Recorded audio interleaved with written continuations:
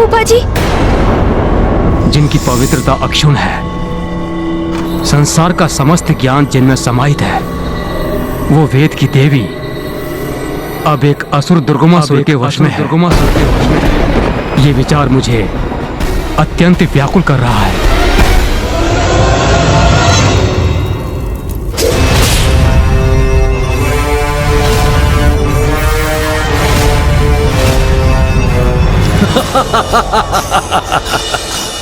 दुर्गमासुर की युक्ति का तोड़ निकालना अत्यंत दुर्गम है, क्योंकि ज्ञान की सरिता और वेद की देवी पर अब मेरा अधिकार है, दुर्गमासुर का अधिकार है।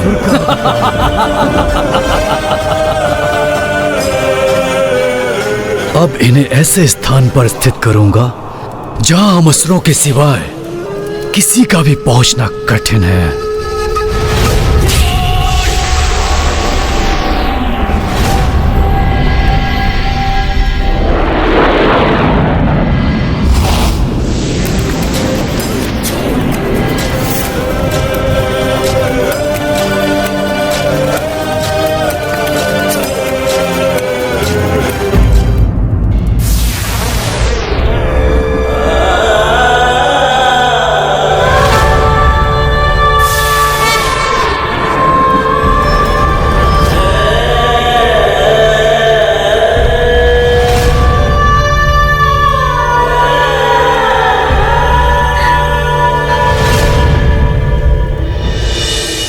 फूफा जी, आपके समान मैं भी चिंतित और व्यथित हूँ। वेद माता का हरण कर ले गया दुष्ट दुर्गमासुर। इसकी तो कल्पना भी हमारे लिए अपार वेदना का कारण है। किंतु मुझे ये भी ज्ञात है कि वेद की उत्पत्ति भी तो माँ आदिशक्ति से ही हुई है। माँ ने तो स्वयं इसकी चर्चा मुझसे की थी कि प्रत्येक दिवस के भोर में वेद माता माँ के चरणों में अपना मस्तक रख उनका अभिवादन करती हैं, जिसके परिणाम स्वरूप माँ के चरणों का सिंदूर उनके मस्तक पर स्थित हो जाता है।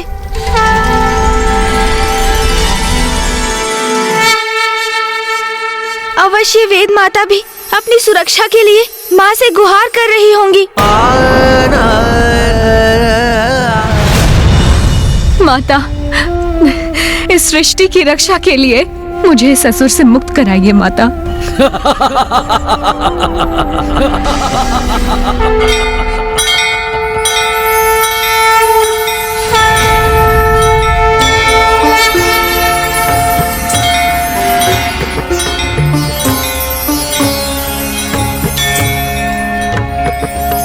ये माँ के मंदिर में कैसी विशेष तैयारियां हो रही है मामा जी? क्या होने वाला है वहाँ? हाँ पुत्र गणेश, कल से नवरात्रि की तिथियां आरंभ है। देवी आदिशक्ति के मंदिर में उसी की तैयारियां चल रही हैं। कल से देवी आदिशक्ति के सभी भक्त नवरात्रों की पूजा और व्रत आरंभ करेंगे। समय का चक्र भी कितनी तीव्र गति से बढ़ता जाता है ना। मुझे तो आभास भी नहीं हुआ कि नवरात्रि का समय आ गया है। मुझे तो ऐसा प्रतीत हो रहा है कि माँ इन पावन तिथियों की सूचना देकर हमें भी अवश्य हमारे समाधान की ओर प्रेरित कर रही हैं। तुमने उचित कहा कुमार कार्तिकेय। नवरात्रि के व्रत रखने से देवी आदिशक्ति प्रसन्न होकर अपने सभी भक्तों के कष्ट हरती हैं।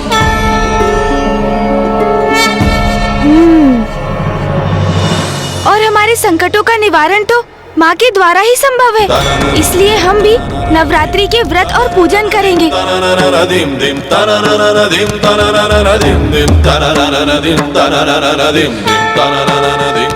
वो दुष्ट दुर्गमासुर वेद माता का हरण कर पवित्र वेदों को अपने साथ ले गया है, और फूफा जी के वरदान के कारण एकमात्र माँ ही उस दुष्ट का वध करने में सक्षम है। इसलिए अब तो माँ ही हमारे संकटों से मुक्ति दिलाने का मार्ग प्रशस्त करेंगी। गणेश, तुम उचित कह रहे हो, किंतु उसके पूर्व हमें राजा दिवोदास से पार पाकर पिताश्री को काशी लौटाने का कोई उपाय तो करना होगा ना। तभी तो माँ उस दुर्गमासुर का वध करने के लिए प्रेरित होंगी। दुर्गमासुर का वध तो माँ और पिताश्री के मिलन के पश्चात ही संभव हो सकता है, किंतु माँ की कृपा से मुझे काशी नरेश को उनके राजपद से विभक्त करने का मार्ग सूझ गया है, और जिसके लिए अब हमें अविलंब काशी जाना होगा।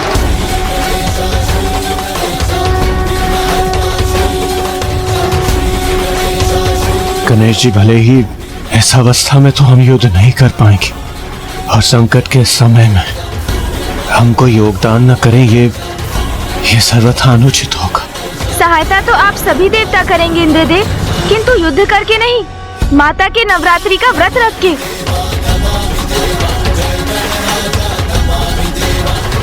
और आप सभी ये व्रत यहाँ मंदार पर्वत पर रहकर ही करेंगे। मैं और भैया काशी जाकर व्रत करेंगे, क्योंकि राजा दिवोदास को बिना आहत किए एवं उन्हें कोई कष्ट पहुंचाए बिना काशी के राजपद को उनसे मुक्त करने का उपाय तो काशी जाकर ही करना होगा हमें।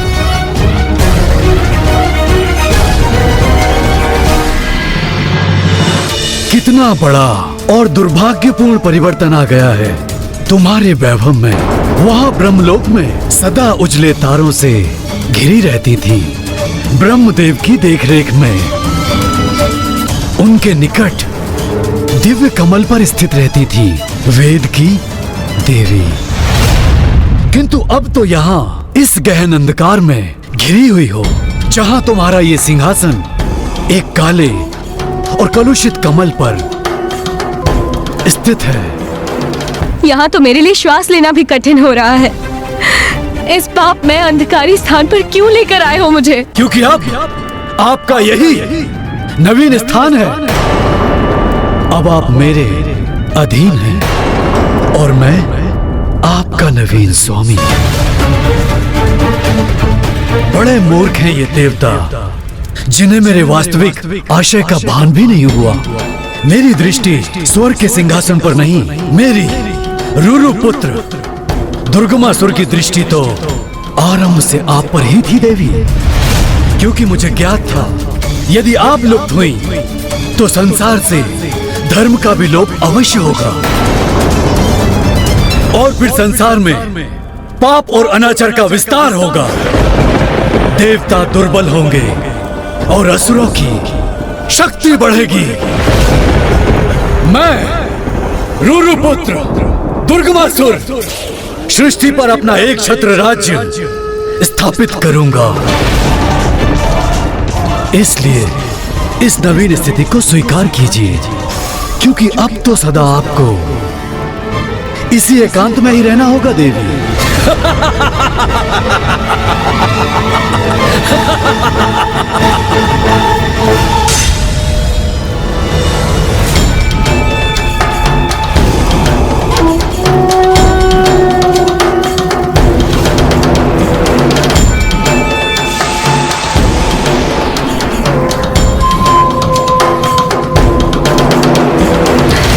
माँ आदिशक्ति, रक्षा कीजिए माता, रक्षा कीजिए।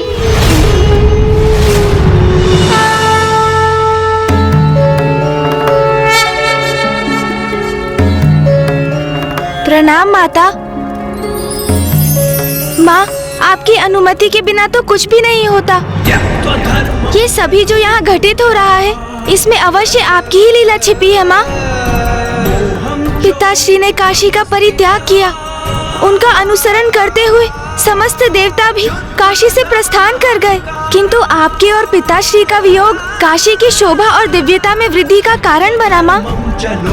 क्योंकि अब फूफा जी ब्रह्मदेव, सूर्यदेव और 64 योगिनी माताओं के धाम भी यहाँ स्थापित हो गए हैं, किंतु अब पिताश्री को काशी लौटाने को सुगम बनाने का समय आ गया है माँ। और दुष्ट दुर्गमासुर वेद माता का हरण कर ले गया है। उस दुष्ट दुर्गमासुर का वध कर उससे मुक्त कराने का सामर्थ्य तो एकमात्र आप में ही है माँ। किंतु जब तक पिताश्री नहीं लौटेंगे, आप अपने स्थान से तनिक भी नहीं हटेंगी। इसलिए आप उस दुर्गमासुर का वध कैसे करेंगी माँ? और राजा देवोदास के रहते पिताश्री काशी में कदापि प्रवेश नहीं करेंगे। इसलिए अब हमारे समक्ष एक बहुत बड़ी विडंबना उपस्थित हो गई है माँ। माँ, इस दुविधा का समाधान मेरे पास नहीं, एकमात्र आपके पास है। मेरे पास कुछ है तो वो है मेरी भक्ति। भैया, मैं और समस्त देवता अपनी भक्ति से ही प्रयास करेंगे माँ। हम सभी नवरात्रि के व्रत और पूजन करेंगे और मुझे विश्वास है कि हमारी भक्ति के परिणाम स्वरूप आप हमारा मार्गदर्शन अवश्य करेंगी माँ। हमें उचित समाधान सुझाएंगी आप। इसलिए हमें आशीर्वाद दीजिए माता कि हम ये पूजा और व्रत समर्पण और भक्ति भाव से संपन्न कर सके। हमें आशीर्वाद दीजिए माता। पुत्र गणेश, मेरा आशीर्वाद तो सदैव तुम्हारे साथ है और मुझे ज्ञात है कि अपनी भक्ति और युक्ति से तुम कोई न कोई मार्ग अवश्य ढूंढ लोगे। प्रणाम माता।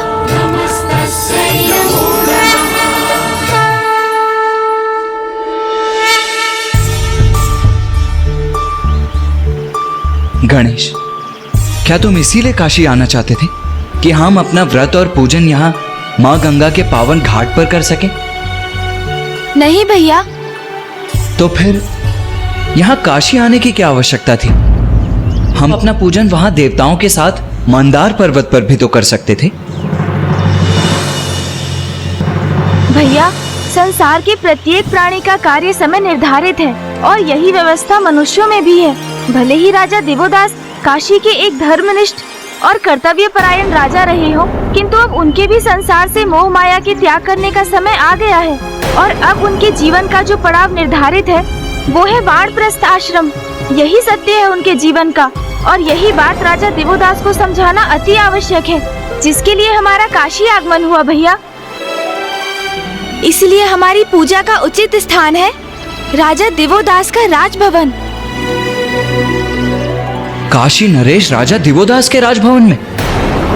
किंतु कैसे गणेश? भैया, हमें किसी प्रकार राजा दिवोदास को नवरात्रि के व्रत और पूजन के लिए सहमत करना होगा, क्योंकि माँ की भक्ति में लीन होकर ही तो उन्हें भान होगा कि माँ और पिताश्री एक दूसरे के पूरक हैं। उन्हें एक दूसरे से दूर करने का अर्थ है उन्हें पीड़ा पहुँचाना और सृष्टि में असंतुलन उत्पन्न करना। उचित है गणेश, किंतु गणेश, हम राजा दिवोदास के भवन में जाकर उनसे व्रत और पूजन करने के लिए तो नहीं कह सकते ना? हाँ भैया, यही मैं भी सोच रहा हूँ कि राजा दिवोदास के राजभवन में प्रवेश करने का क्या उपाय है। कृपया इसे स्वीकार कीजिए ऋषिवर, आप भी लीजिए।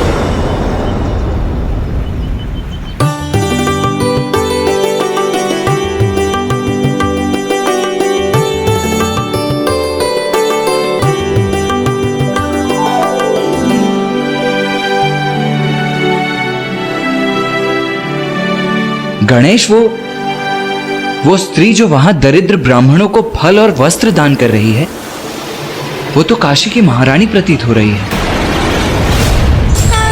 आपने उचित समझा कुमार कार्तिकेय।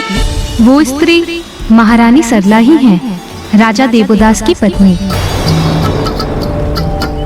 अपने पति के समान वो भी बहुत नेक और धार्मिक स्त्री है। इसलिए यदि आप दोनों राजभवन में प्रवेश करने के इच्छुक हैं, तो महारानी सरला के माध्यम से ये अवश्य संभव है। हमें हमारा मार्गदर्शन करने के लिए आपको कोटि कोटि धन्यवाद माता। मैं आप दोनों की जो भी सहायता कर सकती हूँ वो अवश्य करूँगी।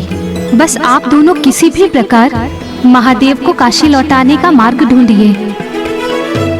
महादेव की अनुपस्थिति में काशी अपूर्ण है और हम सभी नहीं, माँ आदिशक्ति भी अत्यंत व्यथित हैं। हमें सफलता का आशीर्वाद दीजिए माता। कल्याण हो।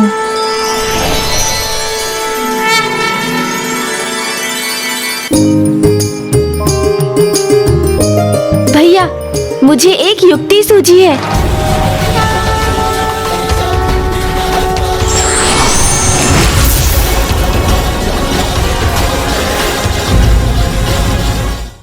गणेश, ये क्या कर रहे हो तुम? माँ के निर्देश का पालन भैया। बुद्धि और युक्ति का प्रयोग कर रहा हूँ मैं। चलिए, अब आप भी मेरे समान वस्त्र धारण कीजिए।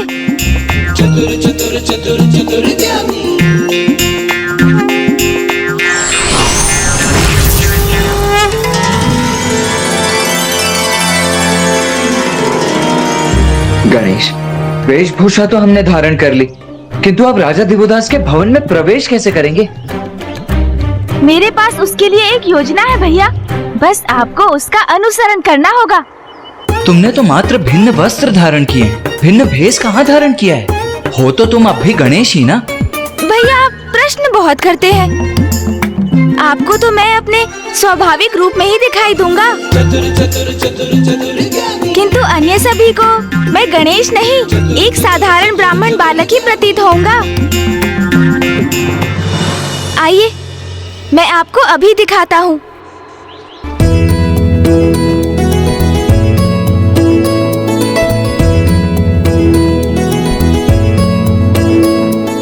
कल्याण हो माता।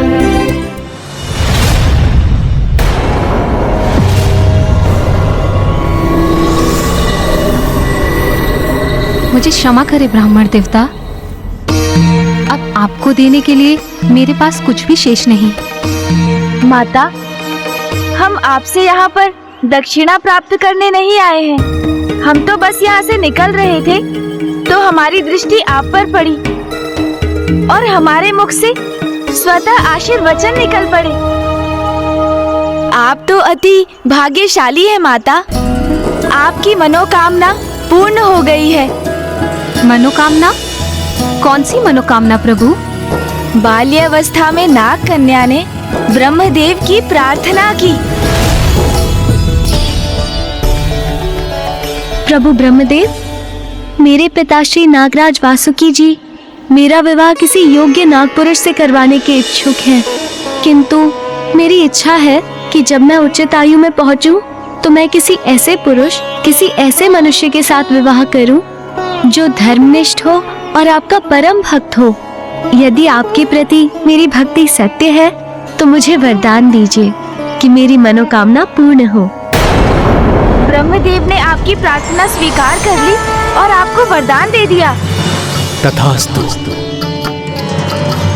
समय आने पर ब्रह्मदेव के दिए वरदान के अनुसार आपका विवाह राजा दिवोदास जी से हो गया। आप तो अद्भुत हैं, ज्योतिष शास्त्र में निपुण हैं। जो घटना बचपन में घटित हुई, जिसे मैंने आज तक किसी से साझा नहीं किया, उसे आपने कितनी सरलता से ज्ञात कर लिया। जो सबसे अज्ञात है उसे भी ज्ञात कर लेते हैं मेरे अनुज भ्राता।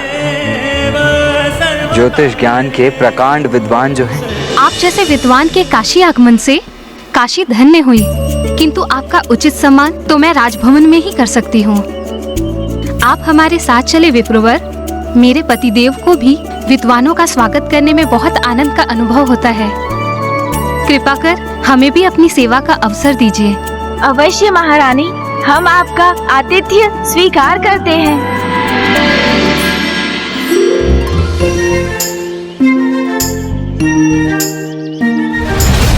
अब मैं राजा दिवोदास के समक्ष जो कुछ भी कहने वाला हूँ, वो राजा दिवोदास के मन को परिवर्तित कर देगा, और यही परिवर्तन माता और पिताश्री के भेंट का कारण बनकर दुर्गमासुर के अंत लुप्त कैसे हो गया?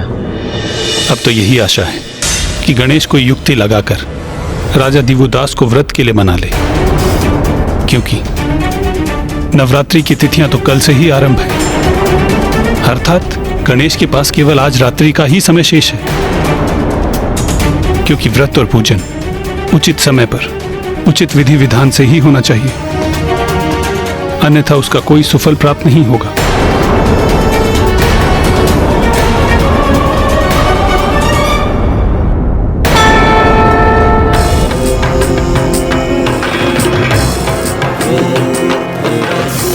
जिनका व्यक्तित्व ऐसी अद्भुत दिव्यता से परिपूर्ण हो, ऐसे ब्राह्मण बालकों के दर्शन करने का सौभाग्य तो मुझे पूर्व में कभी प्राप्त नहीं हुआ।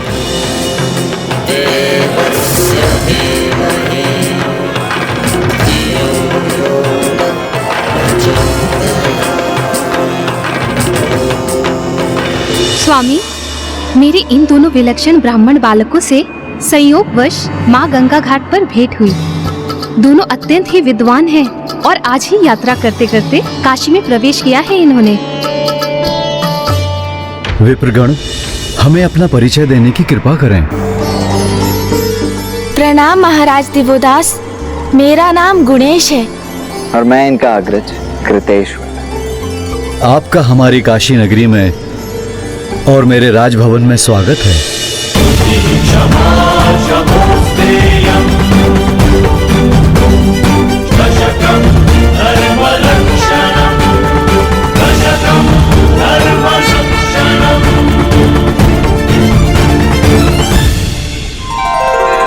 वैसे विद्वान के दर्शन को ही श्रेष्ठ माना गया है, किंतु यदि आप मुझे ज्ञान रस के पान की अनुमति दें तो मेरा परम सौभाग्य होगा।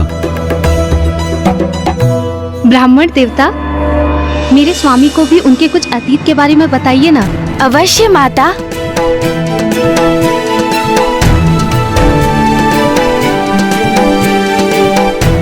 क्षमा कीजिएगा, जो घटना घटित हो चुकी है उसकी चर्चा तो अनेक ज्योतिषी कर लेते हैं, उसका उल्लेख करने से क्या लाभ? यदि कुछ बता सकते हैं तो भविष्य के विषय में बताइए कि मेरे भविष्य में क्या घटित होगा।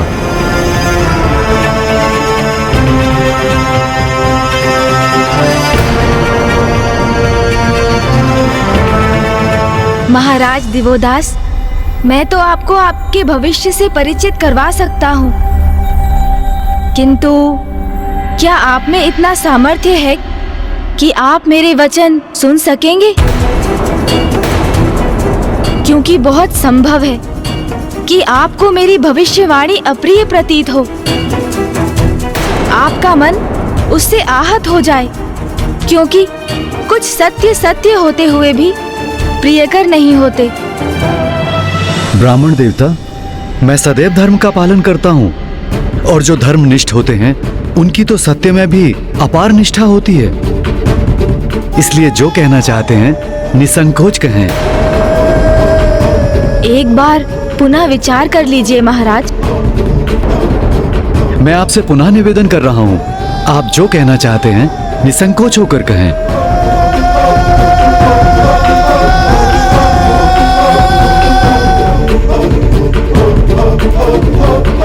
तो सुनिए महाराज, सत्य तो ये है कि संसार में जिसका भी आगमन होता है उसे विदा भी लेनी होती है। यही सृष्टि का नियम है। हमें बचपन में जिससे लगाव होता है, जिन्हें हम अपने संबंधी मानते हैं, वो भी एक दिवस पराये हो जाते हैं। आप क्या कहने का प्रयास कर रहे हैं ब्राह्मण देवता?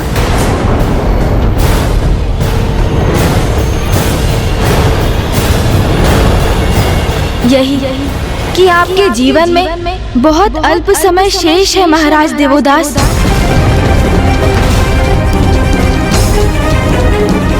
मात्र 10 दिवस की अवधि के पश्चात काल आपकी आत्मा को आपकी देह से विलग कर अपने साथ ले जाएगा।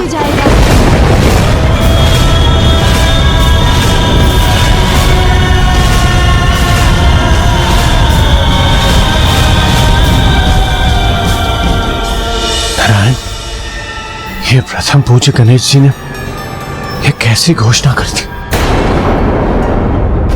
राजा दिवोदास तो धर्मनिष्ठ हैं, परोपकारी हैं, नेक हैं, तो उनको समझाने के स्थान पर उनकी मृत्यु की घोषणा। प्रथम पूज्य गणेश जी कुछ भी अनुचित नहीं कर सकते, किंतु एक धर्मनिष्ठ राजा के लिए उन्होंने ऐसे अहित का शब्द कैसे कह दिया? गणेश ने केवल वही कहा जो महागणाधिपति की इच्छा थी। उन्हीं की इच्छा शब्द बनकर गणेश के मुख से प्रकट हुई है। श्री महागणाधिपति की इच्छा तो अटल विधान है, जिसे कोई टाल नहीं सकता। इसका अर्थ है ब्रह्मदेव गणेश जी के शब्द सत्य होकर ही रहेंगे। किंतु ऐसा क्यों? अग्निदेव, गणेश कभी किसी का अहित या मृत्यु की कामना नहीं कर सकता। वो तो भगवान के भक्तों, निर्दोष और धर्मनिष्ठ लोगों की सहायता के लिए सदैव तत्पर रहता है। राजा दिवोदास को लेकर गणेश की घोषणा के पीछे अवश्य उसी की कोई लीला छुपी होगी, जिस लीला का रहस्य तो तभी उजागर होगा जब वो हम सभी के समक्ष प्रकट होकर अपना परिचय देगी।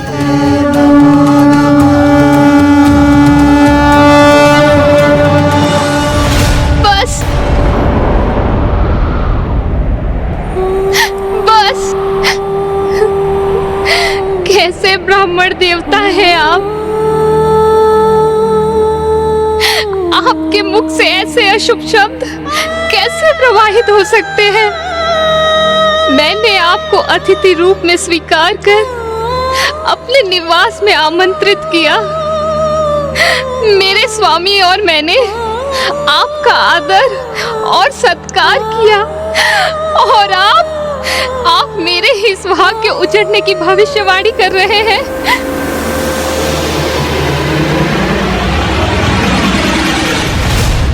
माता, मेरा विश्वास कीजिए, मैंने जो भी कहा वो किसी दुर्भावना के कारण नहीं कहा। मैं तो मात्र ज्योतिष विद्या का ज्ञानी एक ब्राह्मण हूँ, और मेरी विद्या ने मुझे यही कहने के लिए प्रेरित किया। किंतु ये भी तो संभव है कि आपकी विद्या उचित आकलन ना कर सकी हो, आपसे ही कोई चूक हुई हो।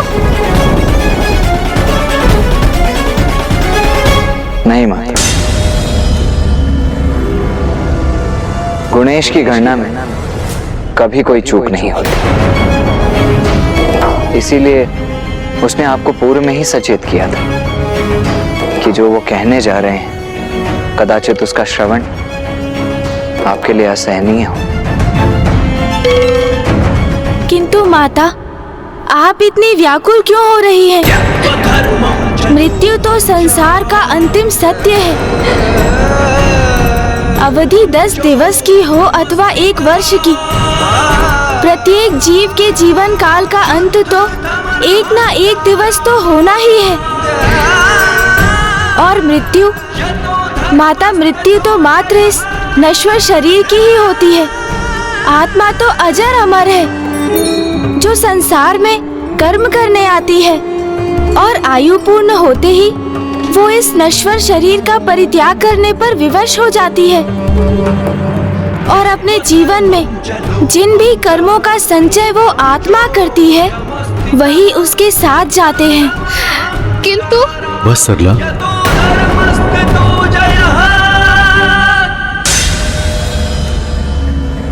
ब्राह्मण देव, मैं आपकी भविष्यवाणी सादर नकारता हूँ।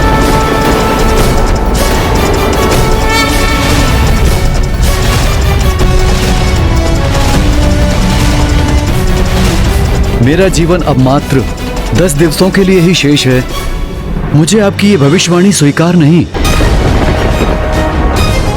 और मैं अपने कथन को प्रमाणित करने हेतु आप दोनों को 10 दिवस के लिए अपने राजभवन में मेरा आतिथ्य स्वीकार करने का निमंत्रण देता हूँ।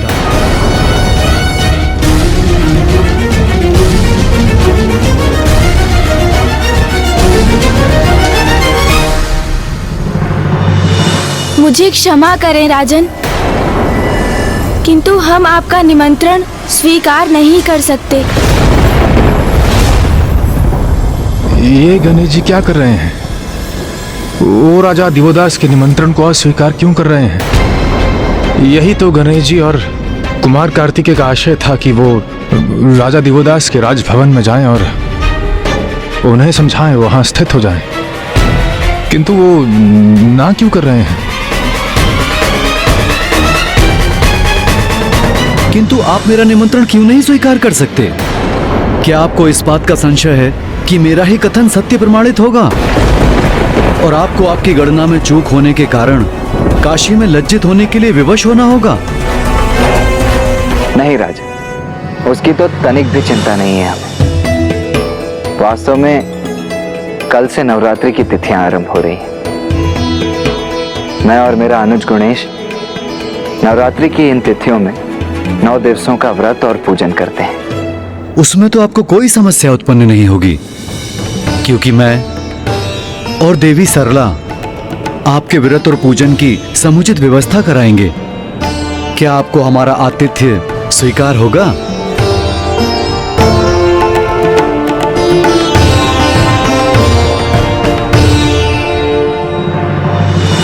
नहीं राजन, हमें तब भी आपका निमंत्रण अस्वीकार ही करना होगा। हम यहाँ पर व्रत और पूजन नहीं कर सकते। किंतु क्यों नहीं ब्राह्मण देवता? आप यहाँ पूजन क्यों नहीं करेंगे?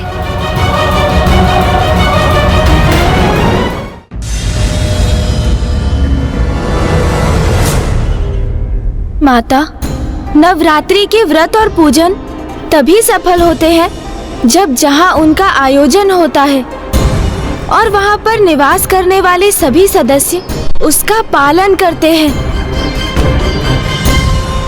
मैं और भैया यहाँ तभी रह सकते हैं जब आप और माता भी इस व्रत और पूजन में सम्मिलित हों।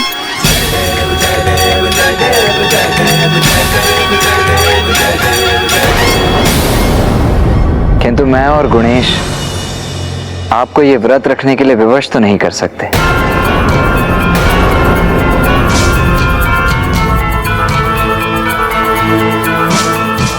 इसीलिए इस अवधि में हम यहाँ नहीं रुक सकते।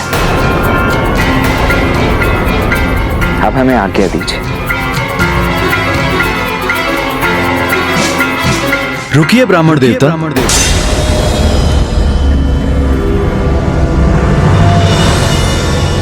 अतिथियों की इच्छा हमें शिरोधार्य है।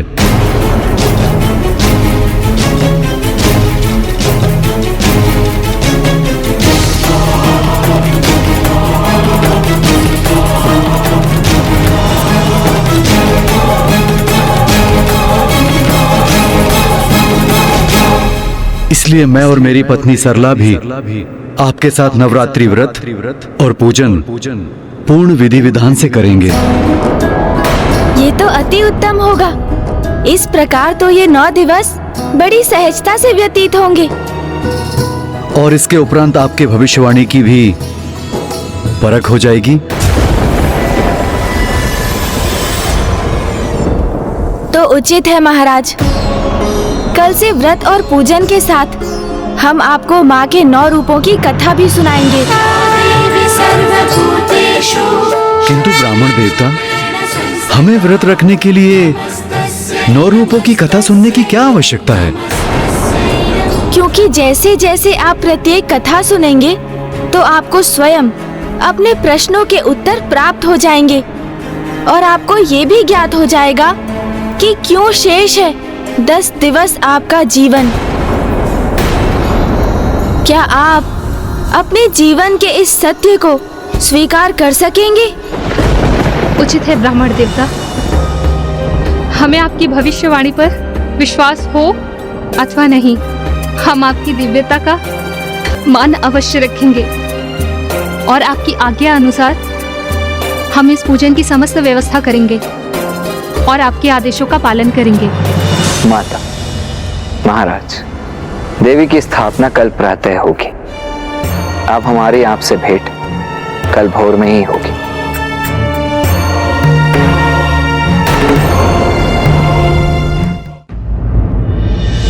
अद्भुत है गणेश जी, विलक्षण है उनकी बुद्धि और युक्ति। ये तो हम ही हैं जो उन्हें समझने में असमर्थ थे। गणेश जी को राजा देवदास को विवश करने की कोई आवश्यकता ही नहीं पड़ी। वो तो स्वयं ही निर्विरोध इस व्रत और पूजन के लिए तैयार हो गए। हाँ देवराज, इस विकट परिस्थिति में माता की भक्ति ही हमारी शक्ति है। अब हमारे पास अधिक समय नहीं है। अब हमें यही आशा करनी चाहिए कि गणेश जी और कुमार कार्तिकेय माता के 9 रूपों की कथा सुनाकर इन 10 दिवसों में राजा देवोदास के हृदय को परिवर्तित करने में सक्षम हो जाएं और राजा देवोदास काशी का त्याग करने के लिए तैयार हो जाएं। किंतु यदि ऐसा नहीं हुआ तो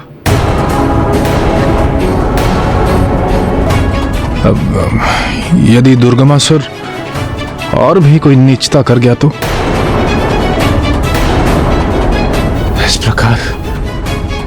इस प्रकार तो वेद संसार से विलुप्त हो जाएंगे। किंतु भक्ति कभी असफल नहीं होती। मुझे पूर्ण विश्वास है कि गणेश अवश्य कोई न कोई युक्ति लगाकर राजा दिवोदास का हृदय परिवर्तन करके अपने प्रयोजन को सिद्ध कर लेगा।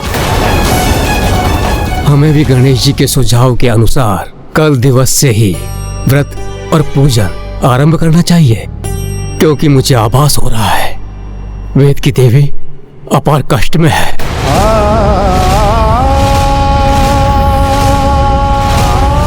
हे माता, रक्षा करें। और उनकी पीड़ा में निरंतर वृद्धि हो रही है। तुम्हारी अज्ञानता ही तुम्हारे विनाश का कारण बनेगी दुर्गमासुर।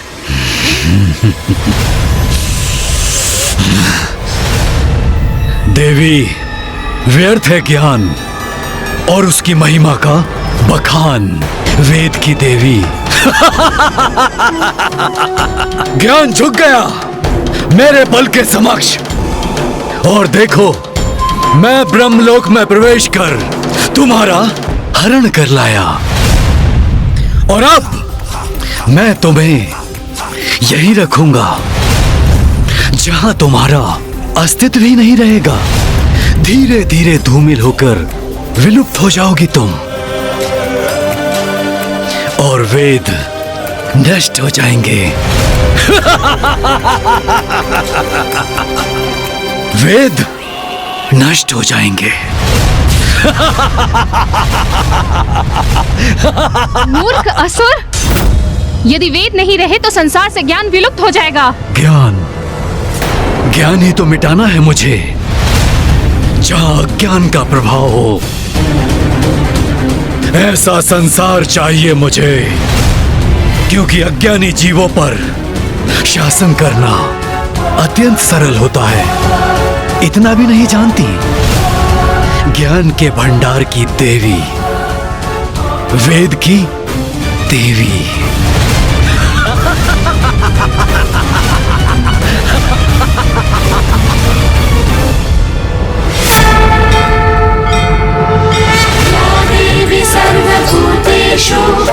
अब तो केवल एक ही आस है विघ्नहर्ता गणेश। कदाचित उसके द्वारा राजा देवोदास को सुनाई जाने वाली आदि शक्ति के 9 रूपों की कथा से ही सृष्टि संतुलित हो जाए।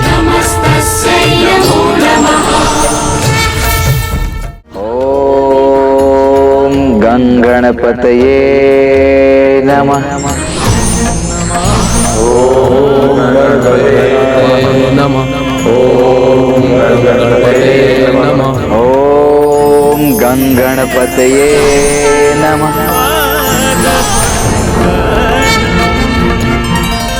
माता पार्वती के नंदन गणेश जी अब संतुष्ट हुए भैया।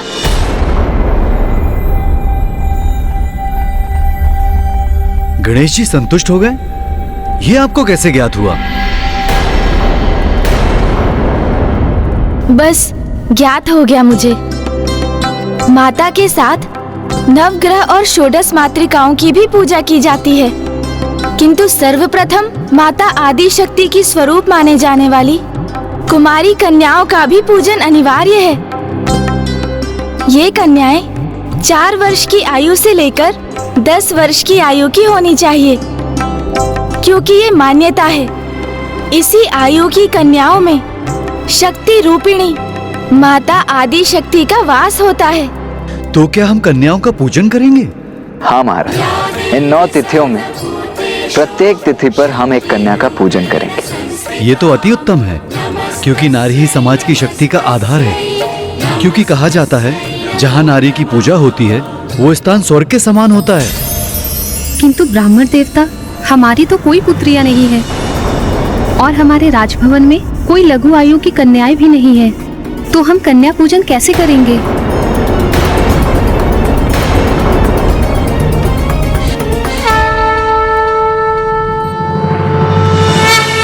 माता, हमें आशीर्वाद दीजिए कि हम नवरात्रि की प्रथम तिथि पर किशोरी पूजन करने में समर्थ हों। अवश्य पुत्र। श्वेते वृषे समारूढ़ा श्वेतांबर धरा शुचिः महागौरी शुभं दद्यात्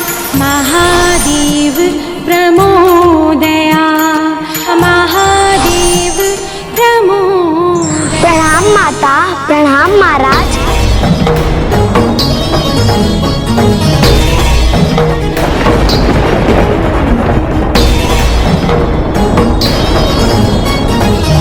प्रणाम ब्राह्मण देवगण। प्रणाम माता।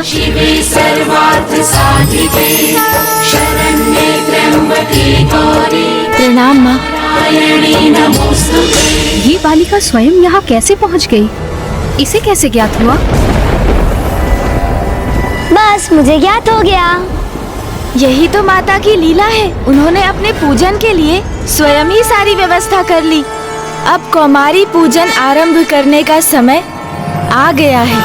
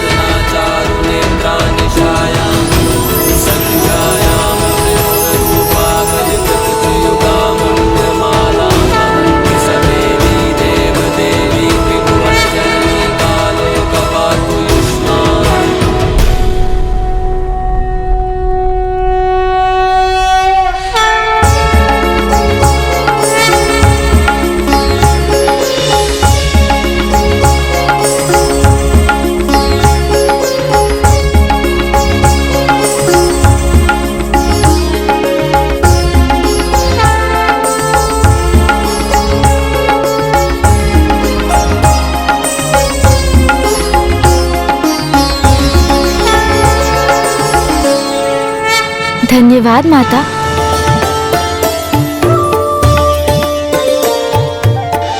गुणेश जी, नवरात्रि की प्रथम तिथि पर अब मैं माता के 9 रूपों की कथा सुनने के लिए अति उत्सुक हो रहा हूँ। तो सुनिए राजा देवोदास, नवरात्रि में माता के 9 रूपों की उपासना की जाती है।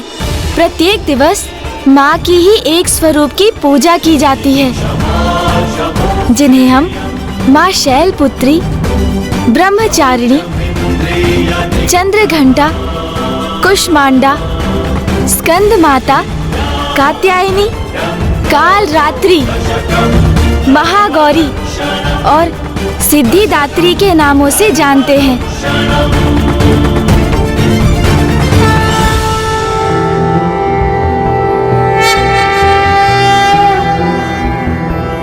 प्रथमं शैलपुत्री च, द्वितीयं ब्रह्मचारिणी, तृतीयं चंद्रघंटेति, कूष्मांडेति, चतुर्थकं पंचमं स्कंदमातेति, षष्ठं कात्यायनीति च, सप्तमं कालरात्रीति, महागौरीति चाष्टमं, नवमं सिद्धिदात्री च, नवदुर्गाः प्रकीर्तिताः।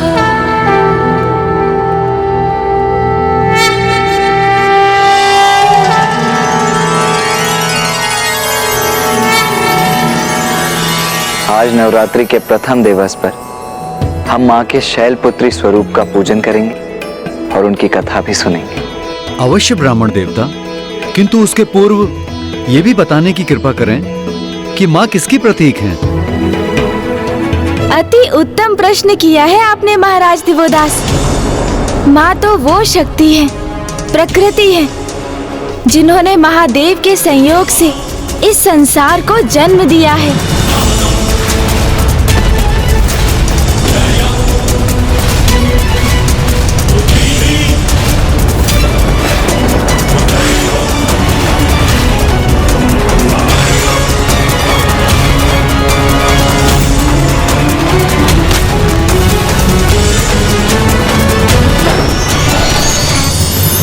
परिस्थिति के अनुसार माँ ही महादेव के रौद्र रूप को जागृत करती है और फिर वो ही उनको उनके रौद्र रूप से शिव में परिवर्तित करती हैं।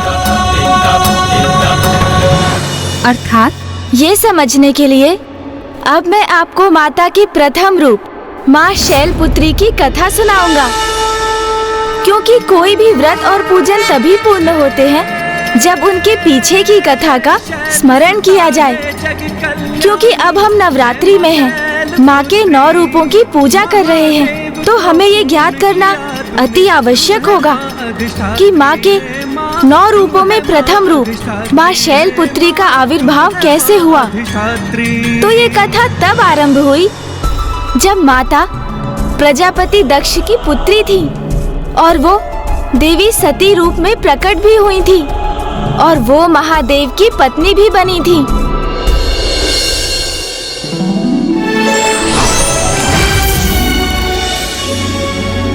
प्रणाम ब्रह्मदेव। प्रणाम नारायण। मैं भृगु ऋषि संपूर्ण सभा की ओर से करबद्ध हो आपका स्वागत करता हूँ। प्रणाम ऋषि भृगु। प्रणाम ऋषि भृगु। प्रणाम ऋषि वशिष्ठ।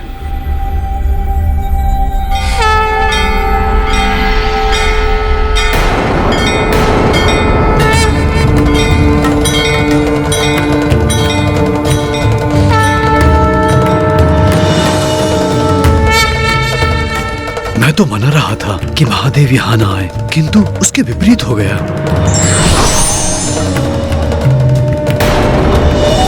कहीं इनका यहाँ अकस्मात आना किसी नवीन संकट व अनिष्ट का कोई कारण न बन जाए।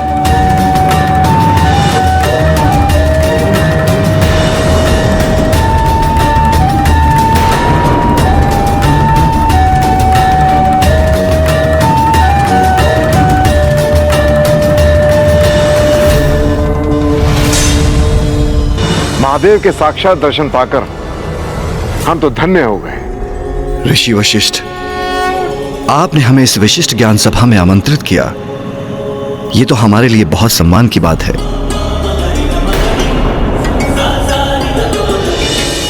ज्ञान एक उत्तम उत्ताद समाज का आधार होता है। मेरी मान्यता है कि वास्तव में ज्ञानी वो है जिसे तत्व ज्ञान हो। तत्व ज्ञान अर्थात ईश्वर की पहचान। ये तो हमारे वेद शास्त्रों में भी लिखा गया है कि तत्व ज्ञान होने पर कि योगी को आत्मबोध होता है, जिसके परिणाम स्वरूप वो परमात्मा से एकीकार होता है। किंतु जो ईश्वर को न जानता है, न पहचानता है और न स्वीकार करता है और अपने ज्ञान पर अहंकार करता है, उस ज्ञान के आवरण से ढके अज्ञानी का अहंकार सदैव उसके पतन का कारण बनता है। धन्यवाद महादेव।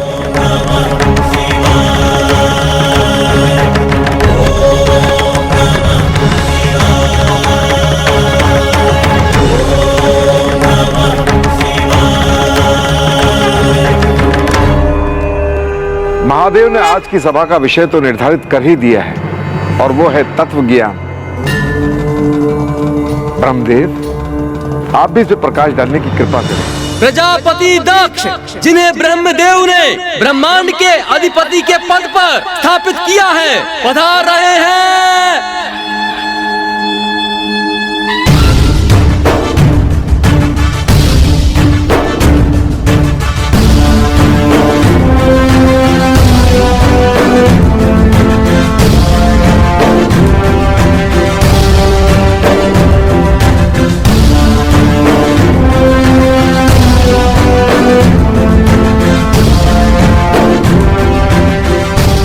भृगु ऋषि, आपने प्रजापति दक्ष की अनुपस्थिति में ही ज्ञान सभा आरंभ कर दी।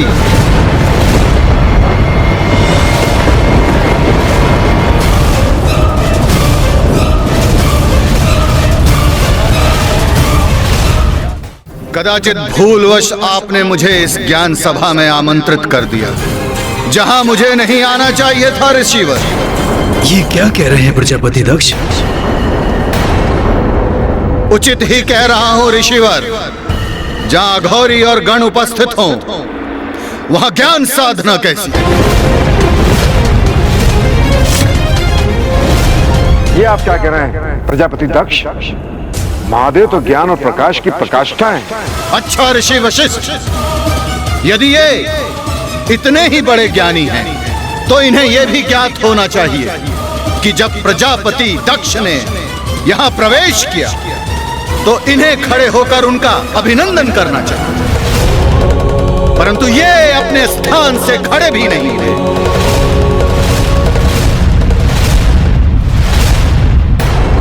दक्ष, अपने स्थान से उठा तो मैं भी नहीं हूं, और मैं भी अपने ही स्थान पर स्थित रहा। ब्रह्मदेव, आप मेरे पिताश्री हैं। यदि आप मेरे सम्मान में खड़े नहीं हुए तो ये अनुचित है। और नारायण, नारायण तो मेरे आराध्य हैं, उनका सम्मान करना मेरा कर्तव्य है, परंतु इन अघोरी का नहीं। तो फिर महादेव भी तो तुम्हारे ही जमाता हैं। उस दुर्भाग्यपूर्ण सत्य का स्मरण मुझे मत कराइए पिताश्री। ये मेरे पुत्री के पति अवश्य हो सकते हैं, परंतु मैंने इन्हें कभी अपने जमाता के रूप में स्वीकार नहीं किया। छलपूर्वक मेरे परिवार में प्रवेश कर मेरी पुत्री से विवाह किया, तो क्या ये मुझसे समानता के अधिकारी हैं? कदापि नहीं।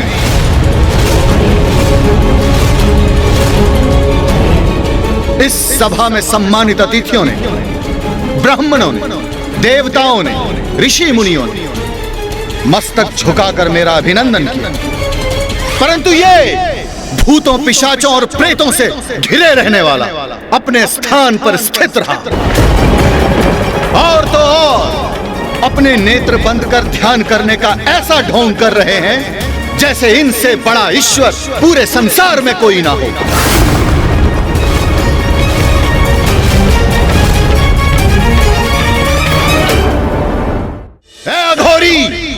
अपने नेत्र खोलिए, उठिए और मुझे प्रणाम कीजिए।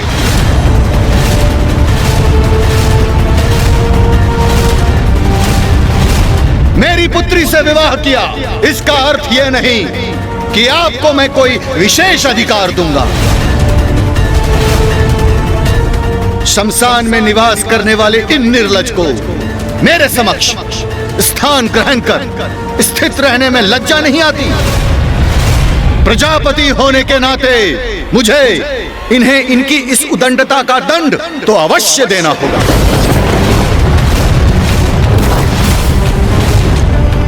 दक्ष, नहीं पिताश्री, आज मैं कोई हस्तक्षेप स्वीकार नहीं करूंगा। आज इन्होंने अपनी उदंडता से मेरा ही नहीं, पूरे धर्म का अपमान किया है। इनकी इस उदंडता का दंड तो इन्हें अवश्य मिलेगा।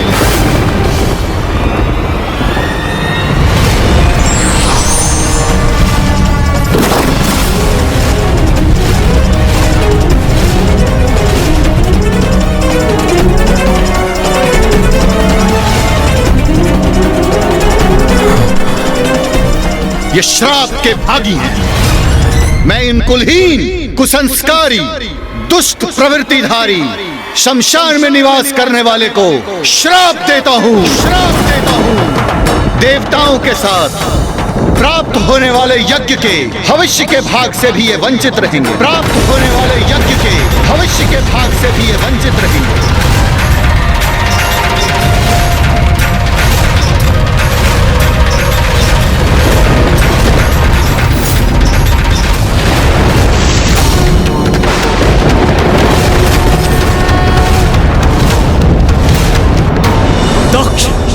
ये तो साहस कैसे किया तुमने? अनर्थ, घोर अनर्थ किया है तुमने। कैसे मूर्ख हैं आप, जो समस्त वेदों के आधार हैं, आप उन्हें यज्ञ के फल से वंचित करेंगे जिनके स्मरण मात्र से सभी यज्ञ सफल हो जाते हैं और सभी तीर्थ स्थान पवित्र हो जाते हैं। आपने उन्हें ही यज्ञ के हविष्य से वंचित कर दिया। उद्दंडता की पराकाष्ठा तो आपने की है प्रजापति दक्ष। क्षमा कीजिएगा ब्रह्मदेव, किंतु आपने किस मूर्ख अज्ञानी को प्रजापति के पद पर स्थित कर दिया, जिन्हें शिव का, उनकी महिमा का परिचय ही नहीं है। बस! घृणा है मुझे उस स्थान से और उस स्थान पर जाने से जहां तुम्हारे अन्यगण और तुम्हारा यह अघोरी स्वामी उपस्थित हो। जैसे स्वामी है वैसे ही उसके गण अभद्र, असभ्य, अहंकारी हैं। जाओ, मैं तुम सभी को श्राप देता हूं। तुम सभी वेद से बहिष्कृत रहोगे, वेद के मार्ग से भ्रष्ट और ऋषि मुनियों द्वारा त्यागे जाओगे। तुम सभी हड्डियों का आभूषण धारण कर मदिरा पान में व्यस्त रहो। ये सभी गणों को मेरा श्राप है।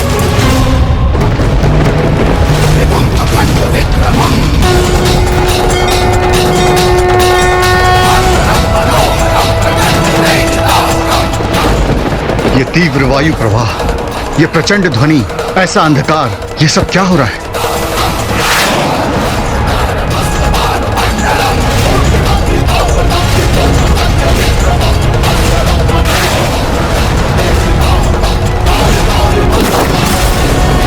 तो क्या इसी मध्य माता शैलपुत्री आ गई गणेश जी? प्रजापति दक्ष और महादेव के मध्य जो कुछ भी घटित हुआ वो सब माँ की ही लीला थी और उसी लीला के परिणाम स्वरूप आगे चलकर होने वाला था माता देवी सती का पुनर्जन्म।